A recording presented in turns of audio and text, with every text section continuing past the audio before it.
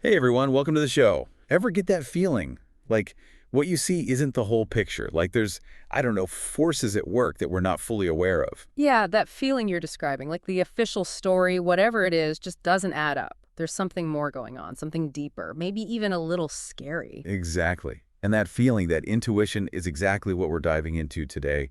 We're talking about a real-life thriller, exploring power, money, intelligence, all that hidden stuff. It's about those hidden systems and the people pulling the levers, shaping things behind the scenes. Right. If you're into that kind of exploration, like understanding how the world really works, then this is the place to be. Hit that like and subscribe button if you want more deep dives like this. It's not about conspiracy theories, you know? It's about taking a hard look at complex systems and the people operating within them. So today we're going deep on Whitney Webb's Nation Under Blackmail, Volume 2. Links down in the description if you want to check it out. And, there's been a lot of sensational headlines about some of the people in this book. But we're going beyond that. We're digging into the deeper currents of influence and potential corruption that Webb lays out. It's about unpacking how power is really used in ways that most people never even see. Okay, so one of the core ideas in the book, and it comes from a quote by Gerald Nadler, is pretty stark. Government by blackmail is incompatible with democracy. Whoa. What does that even mean, though, in this context? Webb's argument is that blackmail, especially how it's evolved with technology, plays a huge, maybe even the biggest role in manipulating powerful people and shaping world events. It's the evolution of blackmail that's key here. We're not just talking compromising photos anymore. It's the massive amount of personal data that's being collected. It creates a whole new level of leverage and control. All right, so think of mass surveillance as like a giant arsenal of potential blackmail material. And it's a perfect segue to Jeffrey Epstein. He became infamous for sex trafficking, obviously. Horrible stuff. But Webb argues that the mainstream narrative kind of steered everyone away from Epstein's other connections. Specifically, his ties to intelligence agencies, the CIA and Israeli intelligence, to be exact. The focus stayed very narrowly on the sex trafficking, which, is obviously important, but it also kind of acted like blinders, blocking us from seeing this whole other dimension of Epstein's network. And this is where things get really unsettling. Webb points out that Epstein visited the Clinton White House 17 times between 1993 and 1995. 17. That's a lot. Many of those meetings were with this guy named Mark Middleton, who, as the book details, died under some pretty suspicious circumstances in 2022. And even more interesting, Middleton himself was involved in foreign espionage activities, which Congress investigated in the 90s related to some shady fundraising for Clinton's re-election campaign. And thinking about the context of that time, there were lots of concerns about foreign influence in U.S. politics.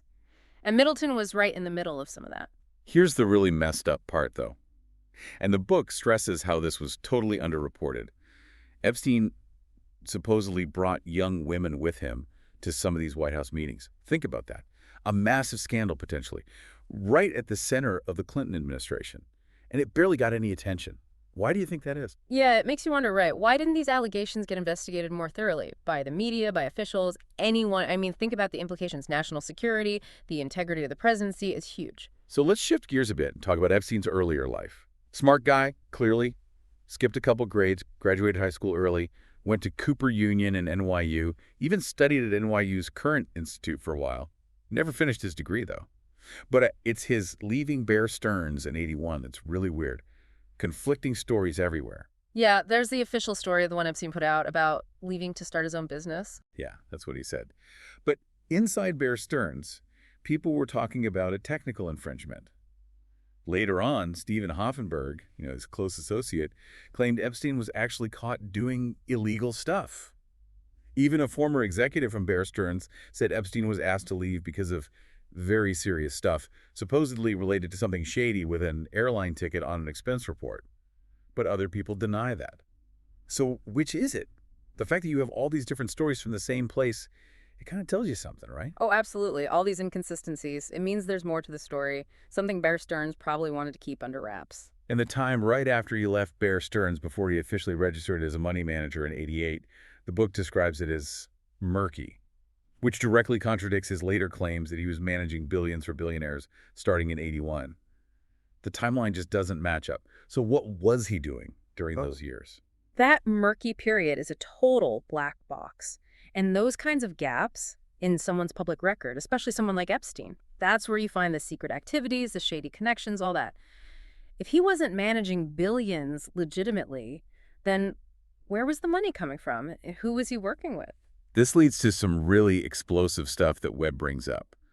Hoffenberg claims that in the early 80s, Epstein was trained in arms trafficking and money laundering by Adnan Khashoggi and Sir Douglas Leese, no less. And this was specifically for Israeli interests, supposedly to help their intelligence operations in the UK. Hoffenberg's claims are definitely attention-grabbing, and considering his close financial ties to Epstein later on, they deserve a closer look, even if they're not proven. And Adnan Khashoggi, man, that guy was a legend in the world of arms dealing, known for his wealth and influence, for sure. Oh, yeah. And Khashoggi's biographer even wrote about how he operated. It was all about extravagance. Girls, food, cash, whatever his powerful clients wanted, he provided. It was a world of favors, and potential compromises. And Sir Douglas Leese, the book mentions his connections to intelligence circles, too, though maybe more on the periphery. It just adds another layer to this whole training scenario. Okay, so it's not just Hoffenberg saying this. Viktor Ostrowski, he was an officer in the Israeli Mossad. He also indicated that Epstein had ties to Israeli intelligence. Hoffenberg even claimed Ghislaine Maxwell was the one who introduced them. And then there's Zev Shalev, an investigative reporter. He cited an anonymous source, someone high up, who backed up Ben-Menash's claims that Epstein was an Israeli intelligence asset. It's pretty wild that you have all these different accounts all pointing in the same direction. It's a pattern, isn't it? This theme of Epstein being connected to intelligence, it keeps popping up. And even though none of it's been definitively proven, that consistency is hard to ignore. Right. And then there's Epstein's trip to Israel in 2008. Super strange timing. It was right in the middle of his legal troubles in the U.S. just before his sentencing. He stayed at the Tel Aviv Hilton, said he was there for Passover. But he also met with Israeli research scientists and even toured Israeli military bases. You don't just wander onto an Israeli military base, Yeah. That trip, especially during such a sensitive time for him legally, really suggests that he had some pre-existing connections with Israeli security folks. Important connections, too. Totally. And then there's his friendship with Ehud Barak, the former prime minister and defense minister of Israel. Just adds another layer of intrigue to the whole thing. Barak and Epstein, yeah, their relationship was well known. And given Barak's history in Israeli intelligence, you have to wonder what their connection really was all about. And let's not forget about that foreign passport found in Epstein's safe after his arrest. It was from another country with a different name, issued back in the 80s. Prosecutors used that to argue he was a flight risk, especially with all the cash and diamonds they found in there, too. And it turned out he had multiple passports. What does that tell you about the kind of life this guy was living? Having multiple passports with fake identities, yeah, that's not your average tourist. It tells me he was prepared to travel secretly, to operate outside the normal system. Secrecy was a big part of his life. The book also gets into how blurry the lines are between organized crime and intelligence, highlighting guys like Robert Keith Gray. His career supposedly involved intelligence work, A&D, sexual blackmail schemes. Plus, he was connected to the Bank of Credit and Commerce International, or BCCI. It happens a lot, actually. The worlds of crime and intelligence get all mixed up. People with ties to both, they're powerful and they're hard to track. Right. And then there's Max Fisher. Powerful guy. He supposedly had connections to both U.S. and Israeli intelligence. Just shows you how tangled this web is. Fisher's career. Yeah, it touched so many sensitive areas: finance, politics, intelligence, the whole 9 yards. So 1987 was a big year, according to Webb's book. Epstein got involved in a financial venture with Stephen Hoffenberg and the Galitis family, big names in real estate. And wouldn't you know it, that's also the same year he supposedly met Donald Trump, maybe through Hoffenberg, who once famously said, "Donald's crowd was my crowd," all these circles intersecting. Not surprising, really, when you think about the New York elite, how everyone's connected. But the timing and the nature of their relationships, yeah, it's definitely something to pay attention to. Oh, and speaking of Trump and people with interesting pasts, the book mentions how in '88 he bought the Plaza Hotel, which has a history of sexual blackmail parties involving minors, no less. And those parties were linked to Roy Cohn, Trump's lawyer, mentor, friend. Another layer to the story, right? The Roy Cohn and those activities, yeah, there's been reporting on that. And Cohn's relationship with Trump, it's definitely another thread in this web. Even Epstein's real estate stuff in D.C. is suspicious. He kept leasing the State Department building until '97. And from '96 on, he sublet it to this high-profile lawyer named Ivan Fisher, The guy was known for representing some major drug traffickers, like guys connecting to the French Connection and the Pizza Connection. Why would Epstein keep that lease and then sublet it to someone like that? It's weird, isn't it? Makes you wonder what Epstein was doing with that property and what his connection was with that lawyer. And then there's the Leslie Wexner mystery. He's a retail magnate, hugely successful. But he had this really close relationship with Epstein, who, on paper, wasn't in his league at all. Wexner gave Epstein power of attorney, bankrolled his lavish lifestyle, the whole thing. What could possibly explain that level of trust and support? Wexner's a smart guy. Why take a chance on someone like Epstein? Yeah, it's one of the biggest head-scratchers in the whole Epstein saga. What did Wexner see in him, and why give him so much power? Webb throws out a few possibilities. Maybe it was Epstein's alleged connections to arms dealers, those guys with intelligence ties. Or maybe it was his financial skills. Those are kind of vague. The book also points out that Epstein came into Wexner's life right after Arthur Shapiro was murdered. That case had possible organized crime links. So maybe Wexner saw Epstein's shady connections as a form of protection, or a way to access certain circles. The timing eye is interesting. If Wexner was feeling vulnerable or wanted to get into certain circles, Epstein's reputation might have seemed like an asset. Risky, but an asset. Okay, and here's another layer to the Wexner thing. His foundation, the Wexner Foundation, it focuses on developing Jewish leaders in North America and Israel. Lots of their alumni end up in finance, government, even intelligence agencies. And Wexner's tight with AIPAC, which has its own alleged ties to Israeli intelligence. So this whole network of connections, it makes you wonder about the overlaps in interests and influence. Yeah, it creates a really complex web, and Epstein's right there in the middle of it. Definitely worth a closer look. Oh, get this. Epstein helped channel huge donations to Harvard through Wexner. That's how Rosofsky Hall got its name, named after one of Epstein's buddies at the university. The Wexner Foundation also funded the Harvard Kennedy School's Center for Public Leadership, which was run by David Gergen for a while. Gergen, of course, was an advisor to multiple presidents, and he has his own web of connections. All of that puts Epstein and his people right in the heart of academia and the political establishment. The book even mentions this group called the Mega Group. It was a low-key philanthropy thing, supposedly with members like Wexner and Charles Bronfman. Both those guys have been linked to organized crime and or intelligence, at least in some allegations. And some people even claim that Mega was a code word for a CIA information exchange. A group like that, with those kinds of connections, definitely raises questions about their goals and what they are up to. So let's talk about Ghislaine Maxwell for a minute. The book touches on her upbringing, her relationship with her dad, Robert Maxwell. He was a media mogul with lots of his own ties to intelligence, some of it pretty controversial. Webb even suggests that Robert Maxwell might have seen his daughter's sexuality as a tool for influence. Yeah, Robert Maxwell was a complicated guy. His background definitely cast a shadow over his kids' lives and who they associated with. Right. The book also mentions Ghislaine's long-term relationship with Andrea Sicagna and how she started her own exclusive club, the Kit Kat Club. Interesting name, right? And remember Robert Keith Gray, the guy we talked about earlier? The book says he might have played a role in some of Robert Maxwell's big plans. Understanding Ghislaine's early life in that world of power and intelligence connections, it's really important if you want to understand her later choices and who she hung out with. Let's circle back to Epstein's 17 visits to the Clinton White House, starting in '93.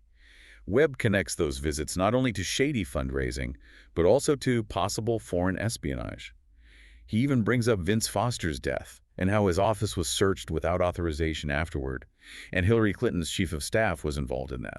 Vince Foster's death. Yeah, that's been a source of speculation and conspiracy theories for decades. The book also talks about Foster's role in managing private donations for White House renovations.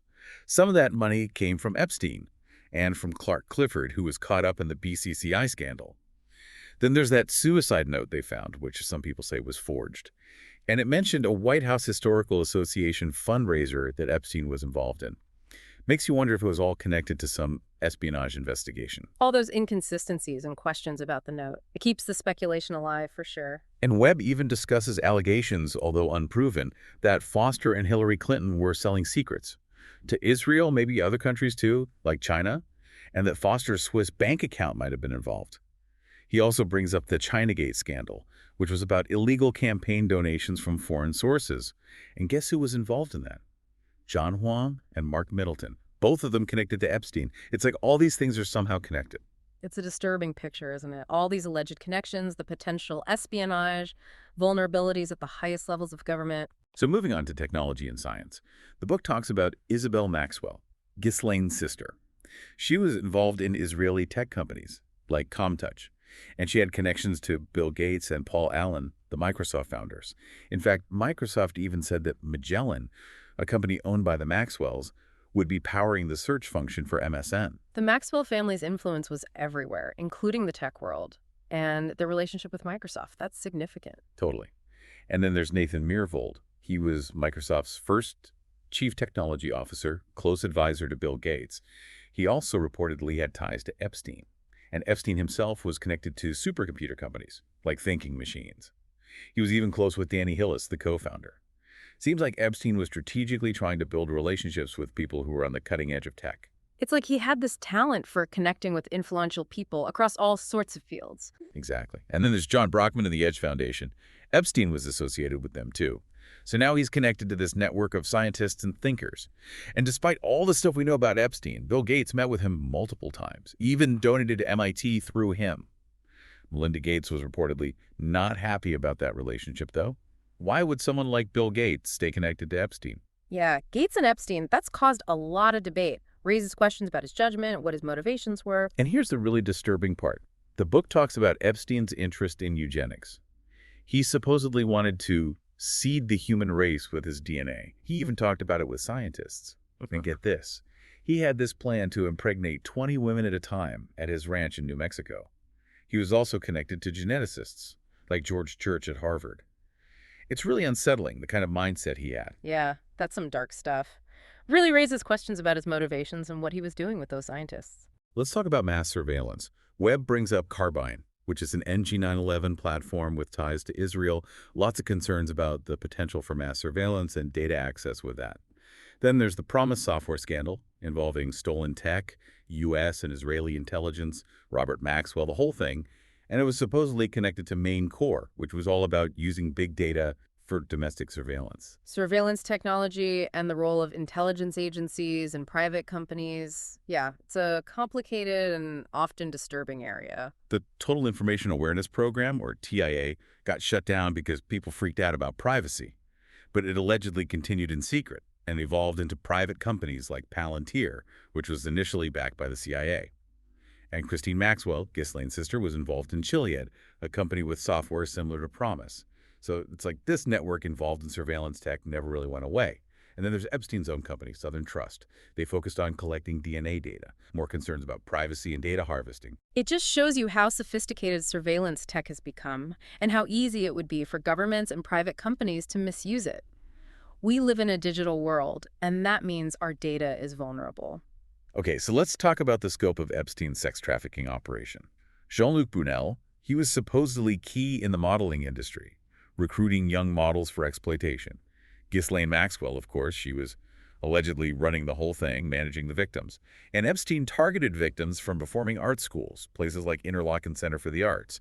The way Maxwell supposedly operated, targeting vulnerable young women with fake promises, is really awful. Yeah, those tactics are just heartbreaking. Shows you how predatory that whole network was, preying on the vulnerable. Prince Andrew, Ghislaine Maxwell, and Jeffrey Epstein, they were all publicly linked, starting around 2000. The book mentions Andrew's role at UK Trade and Investment, or UKTI, and the accusations that he was helping with arms deals, especially in Indonesia. And Epstein's mentor, Adnan Khashoggi, he was big in the arms trade.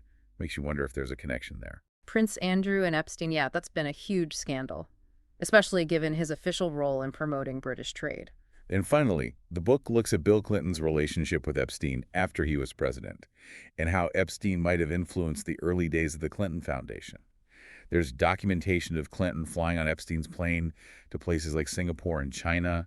Sometimes Maxwell was with him. It all raises questions, especially when you think about Chinagate. Yeah, Clinton and Epstein after the presidency. Another thing that's raised eyebrows, considering what we know about Epstein and his circle. Wow, that was a lot. A really intense deep dive into Whitney Webb's Nation Under Blackmail, Volume 2. Gives you a lot to think about in terms of the forces shaping our world. What do you think? Yeah, it's mind-blowing, the number of people, institutions, all the stuff going on as detailed in the book. It makes you really think about how things work. What was the most surprising thing we talked about today? What really made you think? Let us know in the comments. Keep exploring these topics. Come to your own conclusions. It's important to do this kind of deep investigation, to consider all sides of the story. That's how you really start to understand these issues. Here's a final thought. After everything we've discussed about these networks of power, finance, and intelligence, how does that change the way you see the world? Not just history, but the reality we live in right now. Thanks for joining us on this deep dive.